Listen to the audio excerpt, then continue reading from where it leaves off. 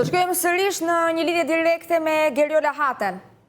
Ndërkohë që pas pak i kam të dyja koleget, edhe Geriolën edhe Alketa Shabën, që është pozicionuar pranë protestës që po zhvillohet në kryesinë e kuvendit në këto momente. Ndërkohë, fillimisht raporton Geriola e më pas Alketa. Geriol. Fjori vijon me dyert të mbyllura mbledhja e Këshillit për rregulloren mandatet dhe imunitetin, dhe gjithçka po ndodh pas dyerve të mbyllura po mbahet në konfidencialitet, ashtu sikurse kanë kërkuar në fakt edhe prokurorët e SPAK-ut në kërkesën drejtuar kuvendit pak ditë më parë. Megjithatë, burime nga brenda mbledhjes bëjnë me dije se Partia Demokratike përmes kryetarit të grupit parlamentar Gazmend të Bardhi ka kërkuar që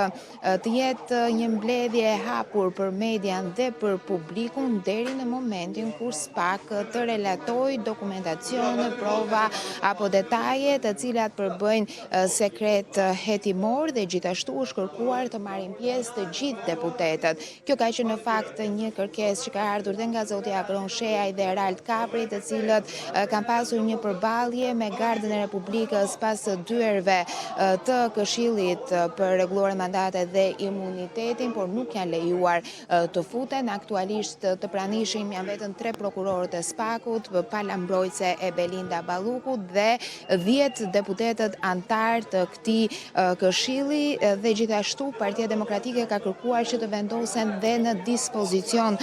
provat hetimore që SPAK ka ndaj zonjës Belinda Balluku. Përgjigjen e ka marrë nga kryetari i grupit parlamentar të Partisë Socialiste Tauland Balla, i cili ka thënë se mbledhja duhet jetë mbyllur sepse duhet ruajtur sekreti hetimor dhe në mbledhje duhet jenë vetëm antarët e këtij këshilli. Por në fakt kjo ka qenë edhe një kërkesë e SPAK-ut, duke marrë në konsiderat faktin se detajet që do të relatohen në mbledhjen e sotme përbëjnë sekret hetimor. Ata kanë kërkuar që gjithë procesi të jetë me dyert të mbyllura në mënyrë që të mos cënohen ky informacion që konsiderohet konfidencial. Pra deri në këto momente kur ne jemi duke raportuar, gjithçka ka ndodhur në mbledhjen me dyert të mbyllura të Këshillit për rregulloren mandatet dhe imunitetin ka të bëjë me anën procedurale. Ende nuk ka kaluar diskutimi tek relatimi i provave që SPAK-u ka ndaj zonjës Belinda Balluku, e në bazë të cilave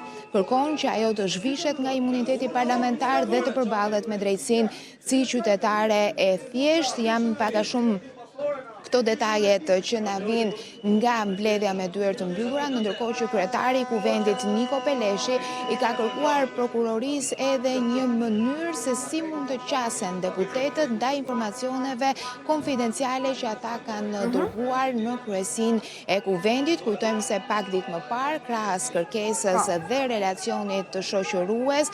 SPAK-u ka dërguar edhe një USB me të gjitha provat hetimore që ka ndaj zonjës Belinda Balluku. Kjo USB ndodhet në kasafortën e specialistit të protokollit të kuvendit të Shqipërisë dhe nuk i është vënë në dispozicion ligjvënësve me argumentin se përbën sekret hetimor, është një informacion konfidencial, por deputetët argumentojnë se nuk mund të marrin një vendimarrje të qartë për këtë çështje nëse nuk janë të njohur me provat që SPAK-u ka. Pritet që të jetë një mbledhje që të zgjasë në kohë, ndërkohë që Këshilli ka të drejtë të rimblidhet brenda 2 javëve për aq herë sa e konsideron të arsyeshme. Dhe sa i përket mbledhjes së qeverisë, ka info?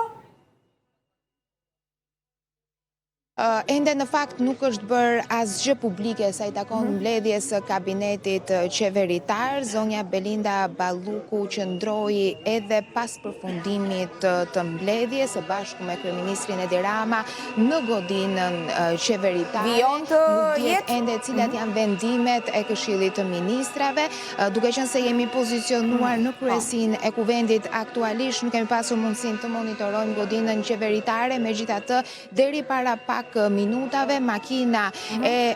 zëvendës kryeministres Belinda Balluku, gjithashtu edhe e kryeministrit Edi Rama ndodheshin në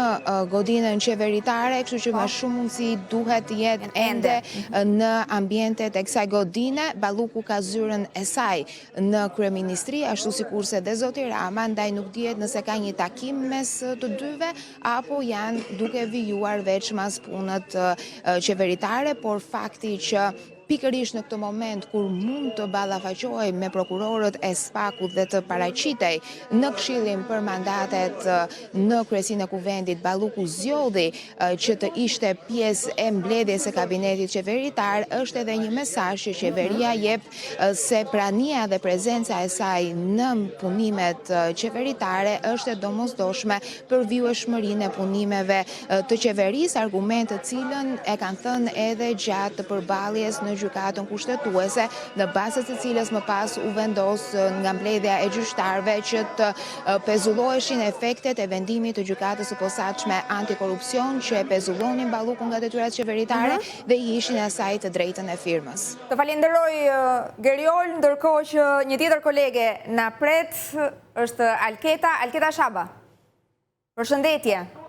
Je pozicionuar pranë protestuesve.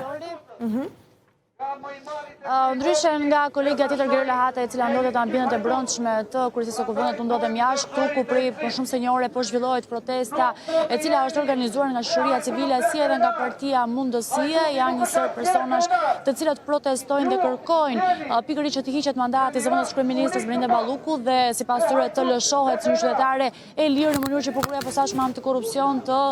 vijojë proceduralisht me vendosjen e masës së arrestit ndaj saj. Protestuesit në fakt është një protestë e qetë, në fakt kanë përdorur vetëm të muese nga ana e tyre, ndërkohë që ata mbajnë pankarta në duar, ku disa prej tyre janë i gjati në SPAK protestë, pra që kërkojnë të hiqet mandati zonja Belinda Ballukut, pa drejtësi nuk ka Bashkimi Evropian, dorëzoni hajdutët e tjerë janë disa nga pankartat që mbajnë në duar protestuesit, të cilët do të vijojnë të qëndrojnë pikërisht përpara kryesisë së kuvendit deri në momentin që do të përfundojë mbledhja e Këshillit të mandateve dhe imuniteteve, ku do të merret një vendim sa i përket pikërisht kërkesës depozituar 3 ditë më parë nga prokuroria e posaçme antikorrupsion. Në këtë këshill ndodhen 3 prokurorë të posaçëm, shkreu i ri i SPAK Klodian Brau, shëruar nga prokurori i çështjes Dritan Prençi, si edhe nga prokuroria Dorina Beko, e cila ju bashkua për herë të parë dosjes penale në ngarkim të zëvendës kryeministres Belinda Balluku vetëm ditën e dieshme, në momentin që në apelin e posaçëm antikorrupsion u zhvillua një seancë gjyqësore në ngarkim të saj dhe 2 vargjes të saj, të cilët kishin ankemuar më herët vendimin e gjykatës posaçme antikorrupsion për shfuqizuar vendimin lidhur me masat e sigurisë vendosur ndaj tyre. Sa i përket kërkesës së prokurorisë posaçme, bazohet në fakt në disa prova të tjera dhe të reja që ka dhe që disponon prokurori Dritan Prençi, si edhe vetë struktura e posaçme antikorrupsion, materiale që kanë ardhur edhe gjatë ditëve të fundit nga disa institucione të tjera dhe që janë administruar tashmë nga ana e prokurorisë, qofshin këto edhe nga institucioni vetë i Ministrisë Infrastrukturës dhe i Energjisë, për nga ana tjetër edhe nga ARSH-ja, një sër dosjesh të cilat erdhën 2 ditë më parë në dyert e prokurorisë posaçme antikorrupsion, dhe do të shkurtohen tashmë nga prokurorët e çështjes. Si thash, prokuroria e posaçme ka disa prova të reja dhe një ndër to është dhe fakti që zonja Belinda Balluku nuk po hetohet vetëm për ndërtimin e unazës së madhe, për 7 plotat e unazës së madhe, për të cilat ka dyshime se ajo ka paracaktuar fituesin e tendrit, si dhe për tunelin e Llogaras, që ka kryer po të njëjtën procedurë, pra duke paracaktuar tendrin, por nga ana tjetër po hetohet për të paktën 3 procedura të tjera, për të paktën për ndërtimin e 3 akseve të tjera rrugore, për të cilat ka dyshime që ajo ka kryer shkelje në cilësinë e ministres së infrastrukturës dhe energjisë. Megjithatë, një tjetër provë që ka paraqitur SPAK edhe në dokumentacionin që i ka dorëzuar më herët Kuvendit të Republikës së Shqipërisë, ku kërkon të hiqet mandati zëvendës kryeministres Belinda Balluku, një është ministri i infrastrukturës dhe energjisë dhe deputete e Kuvendit të